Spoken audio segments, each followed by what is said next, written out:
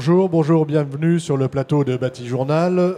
Nous sommes à la 4e journée de Batimat et nous sommes à la matinale de la construction bois. Donc nous allons parler aujourd'hui de bois local et de politique de territoire. Avec moi, Monsieur Cyril Ducret, vous êtes PDG de Ducret Bois, c'est une scierie, c'est ça? Oui, je suis PDG de la scierie Ducret et puis on a aussi des activités annexes comme des constructions de bâtiments et la fabrication de la mêlée collée. Et de la taille de charpente. Vous êtes basé où? On est basé entre Lyon et Genève, à côté de Yonne. À côté de Yonne. Monsieur Samuel Rialan, vous êtes plutôt au ouest de la France, chez Atlan-Bois. Oui, effectivement, je suis prescripteur bois pour Atlan-Bois, qui est l'interprofession filière forêt-bois des Pays de la Loire, donc basé à Nantes. Basé à Nantes. Et à côté de vous, monsieur Jean-Luc Sandoz, vous naviguez entre la Suisse et la France, si j'ai bien compris, concept bois structure, et vous êtes aussi professeur à l'École polytechnique de Lausanne, c'est ça?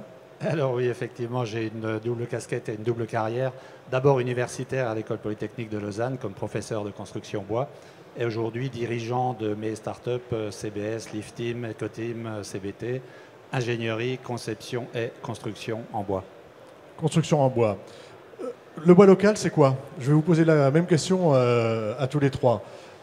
Pour vous, monsieur Ducret, on est local à partir de quand et où?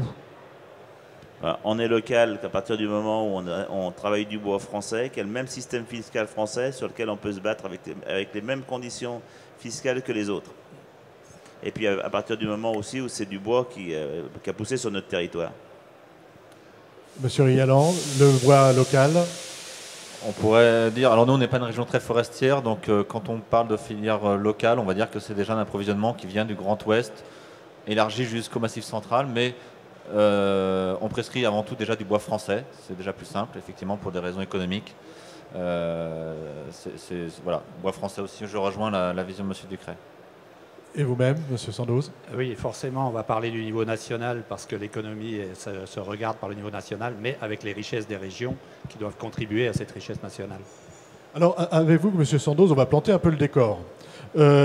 Pourquoi avoir cette réflexion sur le local, sur le bois local? Parce que finalement, on a du bois qui nous vient d'ailleurs, qui est de très bonne qualité. Pourquoi recentrer sur le local? Alors, je pense que c'est le plus important aujourd'hui. Je vais vous demander d'approcher un tout petit peu votre micro. Voilà. Qu'est-ce qui se passe aujourd'hui? On est dans une période peu banale de notre histoire, puisqu'on a la crise. Une crise très grave, une crise très profonde.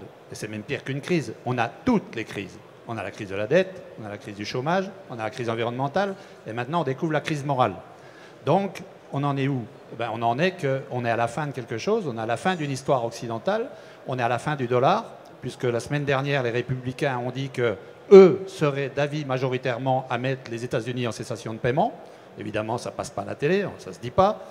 Que pour sauver le dollar, on fera crever l'euro aussi, puisque vous avez vu que l'euro baisse, l'euro baisse, l'euro baisse, l'euro baisse, c'est l'arbre qui cache la forêt. Et derrière tout ça, il y a une alternance de la direction du monde par les BRICS.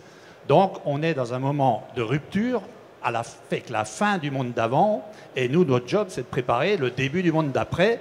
Et il faut repartir en recommençant à apprendre à marcher par les niveaux bas, agriculture, construction.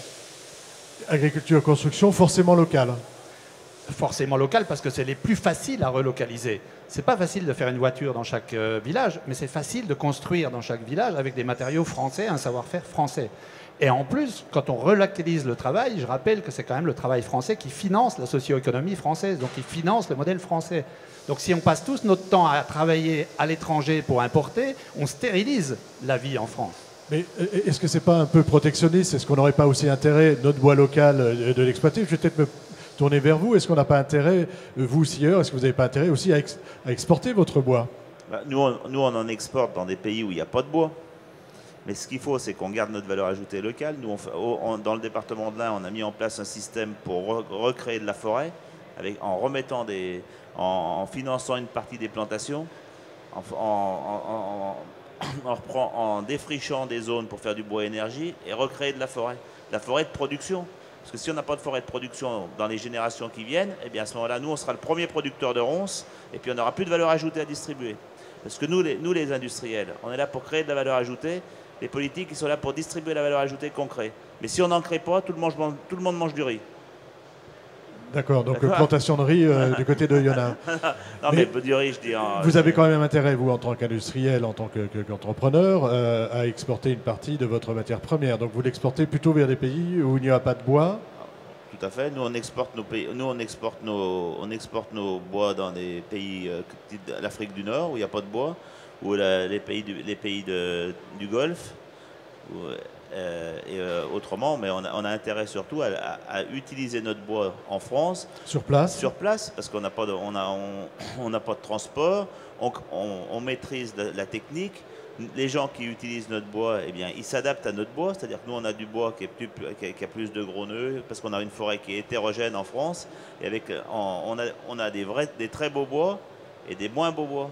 Mais les très beaux bois, ils sont en résistance C30 ou même voire plus, et nos vilains bois, ils sont en résistance C15 ou C18.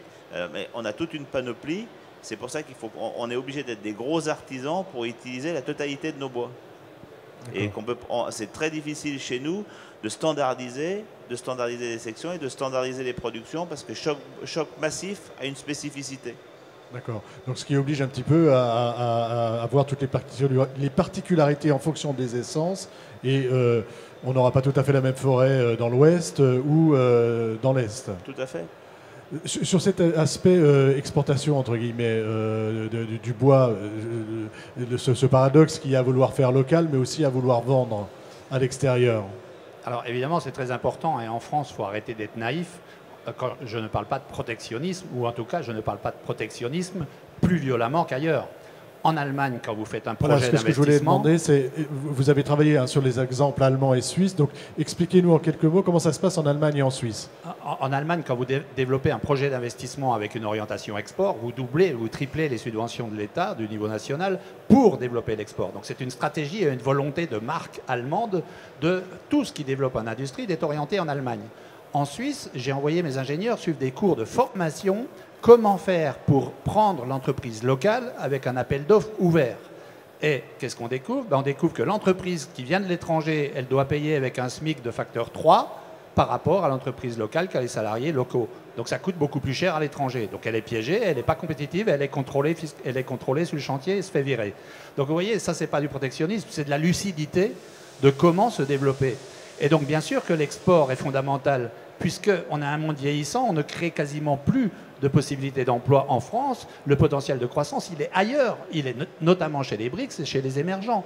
Donc évidemment qu'il faut avoir une stratégie orientée export. Mais on ne peut pas tous être exportateurs. Mais les pays développés peuvent être plus exportateurs que d'autres.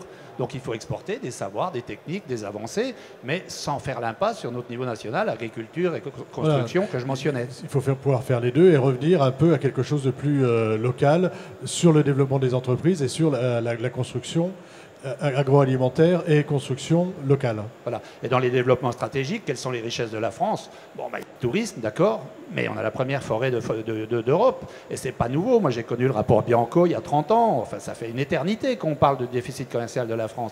Donc tout ça, c'est d'une simplicité à résoudre si on a la réelle volonté. Ça marche tout de suite, et c'est vraiment gagnant-gagnant.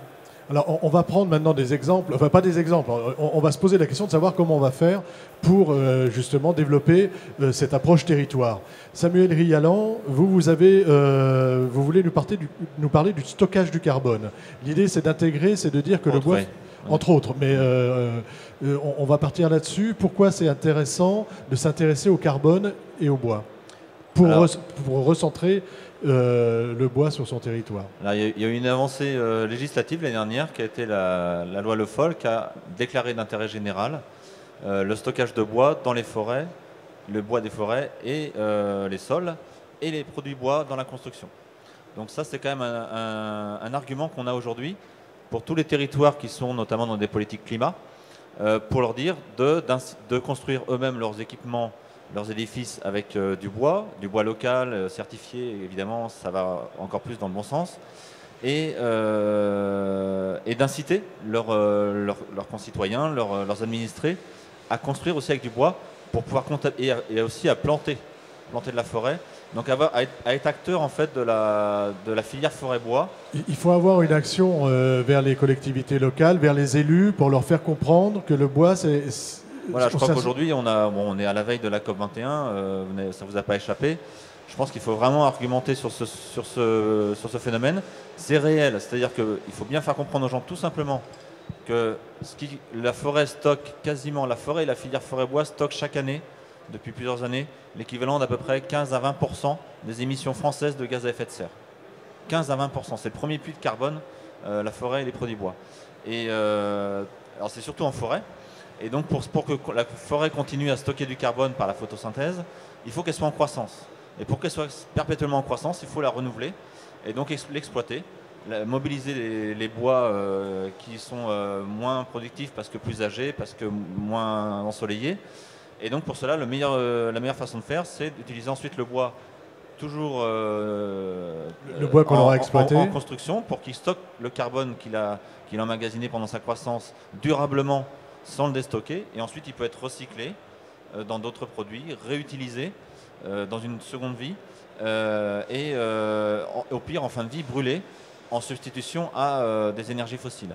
Donc on a vraiment un cercle très vertueux sur lequel il faut s'appuyer et on a des bonnes écoutes. Nous, on pratique ce discours auprès des collectivités, des grosses agglomérations, mais même des petites communes qui sont quand même sensibles à ce sujet-là, surtout qu'en plus, à côté de ça, on l'a déjà expliqué, il y a un intérêt économique qui est évident. Qui est évident. Ouais. Sur cet aspect stockage de carbone, c'est des choses qui...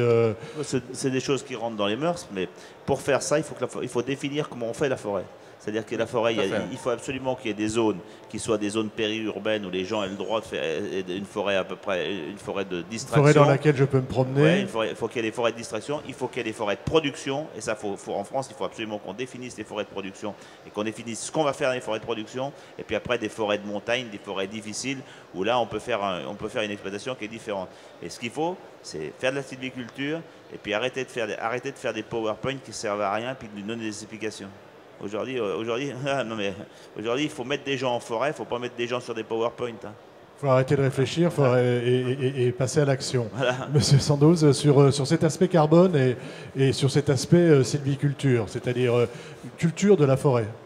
Oui, alors bien sûr, le carbone, c'est très important, puisque c'était quand même la base du protocole de Kyoto en 97, sauf qu'il ne s'est rien passé et qu'on n'a rien fait, et que la COP 21, vous avez entendu, on n'était même pas sûr qu'elle ait lieu par défaut de financement. Donc c'est juste rigolo, enfin stupide, et donc tout est à faire. Mais justement, avec la filière bois, on est vertueux sur l'environnement, on est vertueux sur l'emploi, on est vertueux sur la social économie parce qu'on refinance localement et on a cette forêt. Mais c'est même bien plus grave que ça, c'est que si on ne change rien aujourd'hui, un arbre sur 4 est planté en Asie. En Chine, un arbre sur 5 en Inde. Donc la moitié des arbres qui sont plantés dans le monde sont plantés en Asie aujourd'hui. Ça veut dire que si on ne se bouge pas, on va encore perdre des emplois dans la filière alors qu'elle pourrait être vertueuse parce qu'on va importer des produits bas de gamme de l'Asie. Donc c'est juste phénoménal les enjeux qu'il y a devant nous. Sur cette question, est-ce qu'on va se mettre à planter est-ce que vous avez des actions au niveau d'Atlan-Bois sur la forêt? Alors on est en attente d'un dossier ADEME, financé en partie par l'ADEME, mais aussi sans doute par des fonds privés, pour aider à la replantation derrière les coupes bois énergie de taillis pauvres. Donc taillis pauvres, c'est des arbres de type feuillu plutôt, qui sont de faible valeur commerciale, qui ne sont pas conformes pour le bois d'œuvre. Et donc on fait des coupes de ces taillis et l'idée c'est de replanter derrière des forêts productives en fonction des sols. Ce sont souvent des sols malgré tout pauvres, donc peut-être plutôt du résineux adapté justement à la construction. Donc ça c'est en cours. Nous c'est ce qu'on fait dans la... Voilà, c'est une dynamique nationale. C'est une dynamique nationale. Vous êtes aussi sur ce type de dans choses. le département de l'Ain, ça fait 6 ans qu'on a mis au place un fonds dans lequel il y a les professionnels, les sieurs, les collectivités territoriales et le département qui finance. On replante à peu près entre 60 et 100 hectares par an. Et ça marche bien. C'est un fonds qui marche bien. Il marche bien parce qu'il n'est pas géré par trop d'administratifs.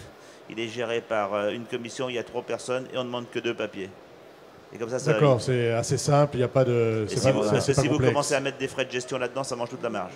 D'accord. Nous, on a une expérience aussi qui a été initiée par des industriels du peuplier, qui transforment le peuplier pour l'emballage ou le contreplaqué en Pays de Loire, qui s'est élargi au niveau national. Merci le peuplier, qui consiste à abonder par des fonds privés, essentiellement des entreprises, pour la replantation de peuplier derrière les coupes.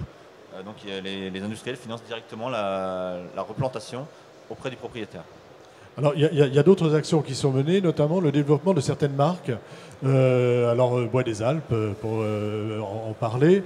Et est-ce que ça, c'est une des pistes pour justement territorialiser la production et son utilisation? Alors bien sûr, on peut développer les labels locaux, les labels régionaux, les labels français. Est-ce qu'on ne devrait pas développer simplement un label bois français? Alors, ce serait la priorité. Il ne faut pas perdre de vue la priorité. La priorité, c'est le bois local français. Donc, on va le faire. Bien sûr que Bois des Alpes, ça donne une petite impulsion. Donc, on aide, ça contribue. Mais il ne faut pas que ça soit l'arbre qui cache la forêt. Il ne faut pas qu'on dise, parce qu'on a fait ça, on n'a plus rien à faire. Ça consiste en quoi, ce type de certification? Et, comment ça peut porter le développement du territoire et l'utilisation du bois local dans la construction? Donc, on développe un label Bois des Alpes en certifiant certaines entreprises qui ont dans leur chaîne de transformation du bois provenance Alpes. Donc, une fois qu'elles sont certifiées, elles accèdent au marché et on fait de la prescription où le cahier des charges du projet à construire, de l'école à construire, est prévu et prescrite en bois local, Bois des Alpes. Donc, pour rentrer dans ce label, on va pouvoir filtrer et donner le marché à une entreprise qui est adhérente au label. Donc c'est quelque chose qui, effectivement, aide la filière locale régionale. Bien entendu, ça ne suffit pas. Il faut qu'on ait une réelle politique nationale. Et surtout, il faut qu'au moment où on met en place ce Bois des Alpes, qu'on continue de privilégier la concurrence. On ne peut pas avoir celui qui est juste à côté dans le département, qui est hors de course parce qu'il est moins cher. Donc il faut respecter et mettre en place tout ça dans une bonne intelligence. Mais ça doit revenir à une stratégie de développement national. Qu'est-ce que vous pensez de ce type d'action ? Nous, on a déjà French Timber. Il y a un label français qui est géré par la FCBA. Et ce label français, il donne une certification. Donc, c'est quand même un label français qui est certifié. Alors après, qu'on rentre dans des labels de marque, c'est un peu des lobbying régionaux. Pour ma part, on adhère à aucune marque régionale. On adhère au FCBA et puis à la marque French Timber.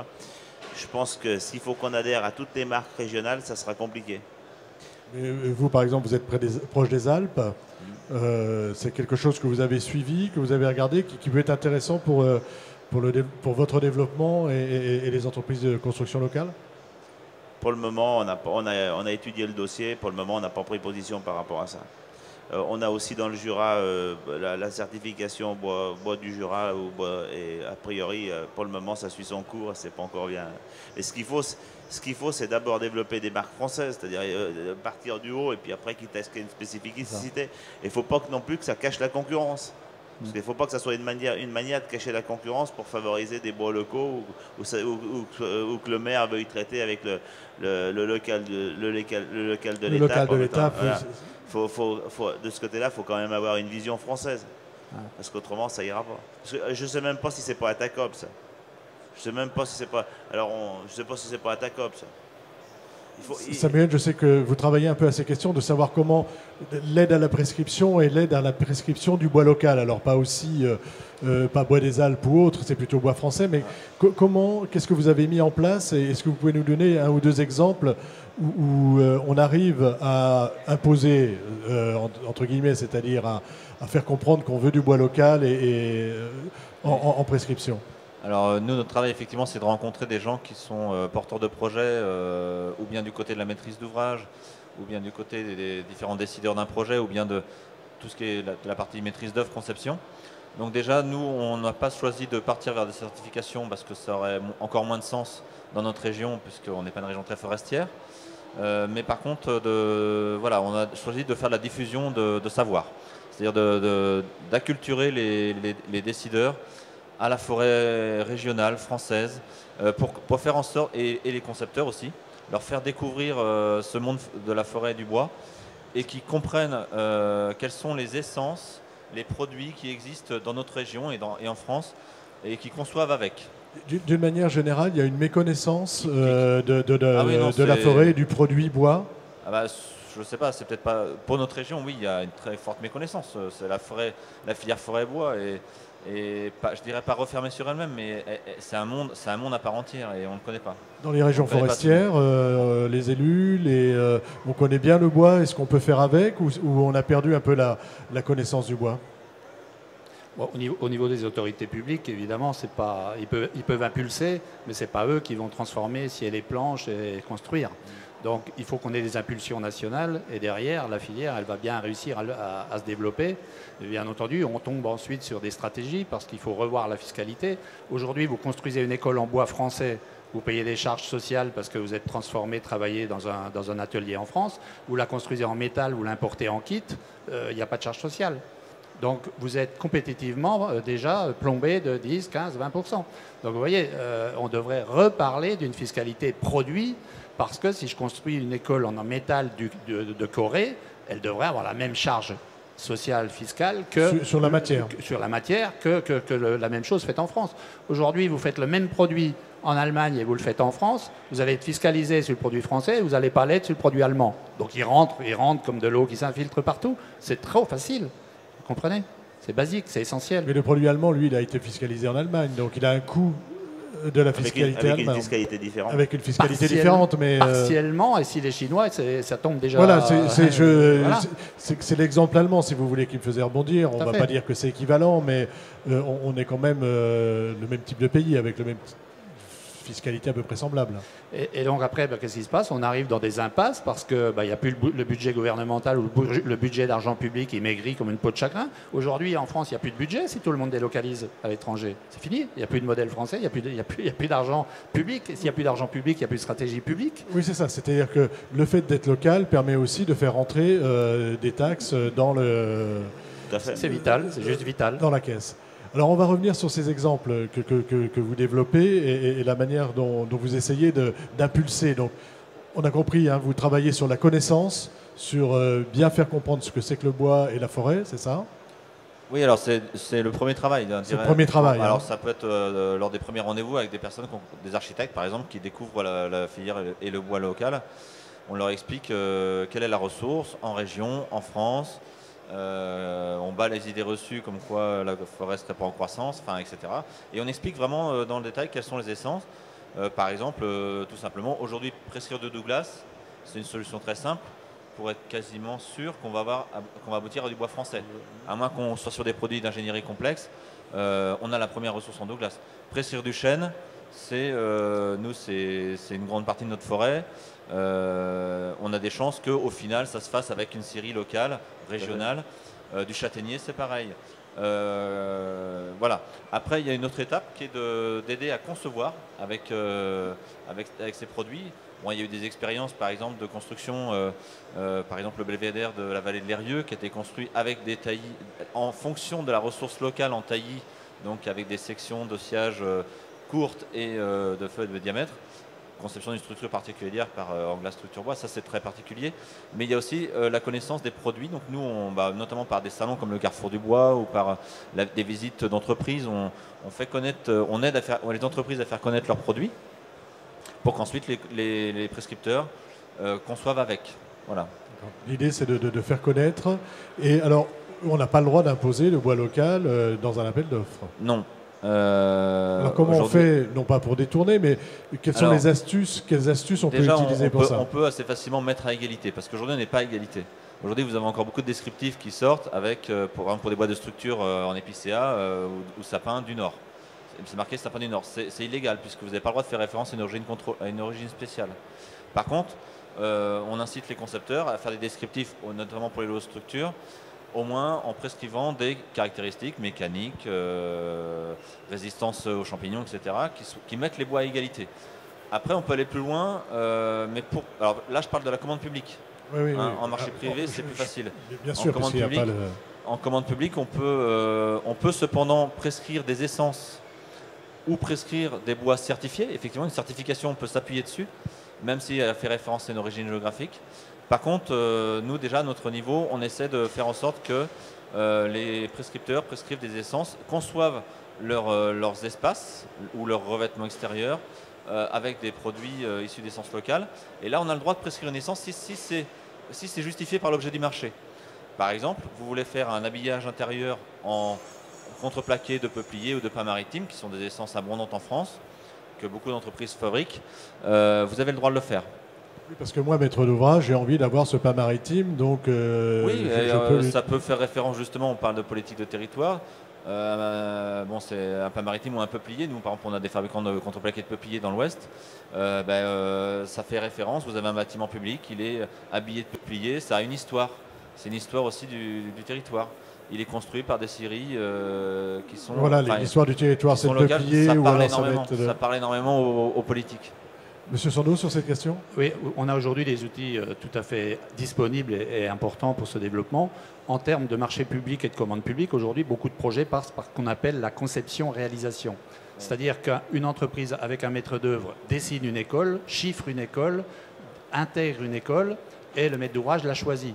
S'il choisit le groupe Dupont pour faire son école et que ces gens-là ont prévu la filière locale, c'est fini, c'est signé, on y va, on le développe, on a un délai, on a un encadrement, on a un prix, on a l'ensemble. Donc on a tous ces outils. Après, c'est que des questions de stratégie et de volonté. Samuel? Oui, il y a eu aussi une petite jurisprudence, que je ne suis pas juriste, mais assez récente, où en fait le bois était considéré comme un produit agricole et donc peut être prescrit en circuit court. Alors circuit court, c'est pas forcément circuit local, c'est circuit sans intermédiaire. Donc on peut par exemple demander à ce que le charpentier s'approvisionne directement auprès d'un négoce ou d'une scierie qui fabrique du bois local. Voilà. Mais c'est un petit peu dangereux. Voilà, mais on rentre un peu dans des détails. Il y a une chose aussi, c'est qu'au niveau de la conception, si vous concevez les projets avec des dimensions et avec des sections spéciales, ça a l'avantage de faire à peu près que vous êtes pratiquement sûr d'avoir du bois local. Ça aide énormément. Ouais. Aujourd'hui, il faut reconnaître que les scieries françaises, elles sont adaptées à faire des débits sur liste, à faire des débits spéciaux. Et si vous avez une conception disons, plus traditionnelle, avec de la charpente taillée plus traditionnelle, eh bien, il y a de grandes chances que ça se fasse en bois local. Et je profite de la tribune pour vous dire qu'au niveau des plans d'occupation des sols, ils mettraient uniquement dans le lot charpente, faire des charpentes avec du bois, avec de la charpente traditionnelle, ça éviterait une grande partie des fermettes. Je sais pas s'il y a des fabricants de fermettes ici, et ça nous permettrait d'avoir du boulot. Ça nous permettrait de mettre du bois local et surtout de faire travailler nos usines. Je pense qu'aujourd'hui, le problème, il peut être politique et il est très simple. Vous écrivez une ligne, mettre de la charpente traditionnelle dans les charpentes dans les maisons individuelles, et là, ça solutionne 80% des problèmes. D'accord. D'ailleurs, nous, c'est ce qu'on essaye de faire dans le département de l'Ain. Au niveau des plans d'occupation des sols, on va essayer, on ne sait pas si on va pas se faire retoquer, mais ça serait quand même un point positif. Un point positif. Donc, je vais vous demander d'ajouter une petite conclusion. Ce serait celle-ci, votre conclusion, de voir un peu comment politiquement on peut aider. Message à délivrer à vos élus, ce serait quoi? Non, ma conclusion, c'est qu'il faut garder la valeur ajoutée en France. Parce qu'on nous, on est responsable de notre personnel. Notre personnel, il a la confiance en nous. Et que si on veut continuer à le rémunérer correctement, eh bien, il faut qu'on ait du travail. On ne veut pas de subventions, on ne veut pas de réunions. Simplement pouvoir travailler. Ce qu'on veut, c'est du boulot. Et du boulot, eh bien, politiquement, il y a des éléments pour qu'on en ait. C'est au niveau des plans d'occupation des sols, mettre de la charpente traditionnelle et puis adapter notre forêt. Samuel Rialan, pour Atlan-Bois, une petite conclusion? Non, je pense on a pas mal d'outils, on a une filière forte. Vous avez développé des outils, vous en avez deux. Oui, nous on a fait des outils dans le cadre d'une action qui s'appelle Préco-Bois, notamment, je vous ai amené celle qu'on a fait sur construire avec le bois pour l'environnement, qui se base sur des études de cas. Et puis intégrer les bois locaux dans la commande publique, les astuces. Non, je pense on a quand même des outils. On fait peut-être quand même déjà 50% de bois français dans la construction, en France à peu près, je pense. Oui. C'est une estimation à la louche, mais personne n'en fait trop. Donc on n'est pas encore complètement dans les choux, mais on peut aller vers les 80-100% assez facilement. On a la ressource pour, les savoir-faire.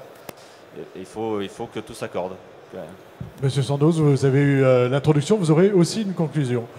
Écoutez, notre motus chez nous, c'est Génération Bois. Donc c'est d'abord comprendre l'histoire, savoir d'où on vient, travailler sur le présent et préparer le futur. Donc ces trois-là, ça ne changera jamais. Aujourd'hui, très important de poser le vrai diagnostic sur ces crises, sur cette crise, sur ces crises, pour savoir comment se développer. Parce que sinon, on va aller dans le mur, parce qu'on sera parti sur le mauvais cheval. Donc, il est très important d'avoir une vision macro et une vision micro. Voilà, c'est une vision macro pour pouvoir revenir sur le micro. Pour pouvoir revenir sur le micro. Et là, on a tous les outils, on le voit bien, puisqu'on se développe, d'autres se développent et qu'il y a plein de solutions. Donc, c'est des défis importants. La filière bois est obligatoirement et incontournablement un allié prioritaire dans toute la stratégie nationale. Merci messieurs, merci beaucoup d'avoir participé à cette petite émission. Merci.